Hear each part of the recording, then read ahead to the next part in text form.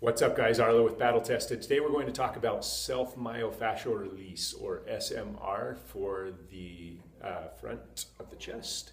So a lot of times if someone comes to me with shoulder pain, it's more of a chronic pain where it's just been getting worse and worse, aching more and more, hurts when they sleep, hurts when they wake up, and is worse when they lay on their arm, that kind of stuff. We're probably looking at an impingement issue unless they know of a specific incident where say they got arm locked or took a hard hit to the shoulder, something that might have damaged the rotator cuff or other structures in the shoulder. Then a lot of times it's just an impingement issue. Posture is a big thing. It's a postural issue a lot of times as well. If you look at someone who sits at a desk all day, they're leaning forward, shoulders rounded, head up like this. What happens when the shoulders roll forward? It creates less space underneath the acromion, the bony part of the scapula or shoulder blade that comes across the top of the shoulder. When the shoulder comes forward, that creates less space underneath there for the bicep tendons as well as the rotator cuff tendons. So we want to correct that. A lot of fighters as well. Fighters are always hands in front of them, leaning forward, protecting their chin.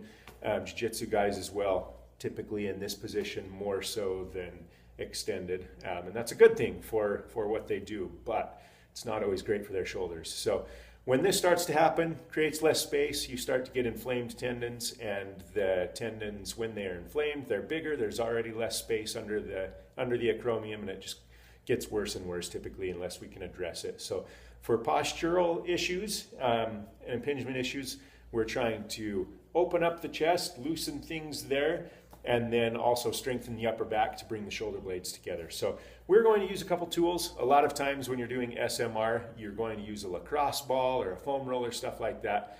For your chest, the lacrosse ball is a little too small and the foam roller is a little too big and awkward. So we like to use either a small, firm medicine ball or a soft ball works well too. Sometimes girls, this is a little too big. A soft ball can get in a little easier. But definitely as a guy too, I use both of these. So here's what we're going to do. We are going to lay the ball on the floor, and from there I'll get where you can see me. So with the ball on the floor, I need to lay my chest on the ball, and I'm going to go right up here at the top of the chest where it connects to the clavicle. Where pec minor connects to the clavicle, that's where I want to roll. That's where it a lot of times will get bound up. So I'm going to put my weight on the ball and roll back and forth right on the inferior border of the clavicle,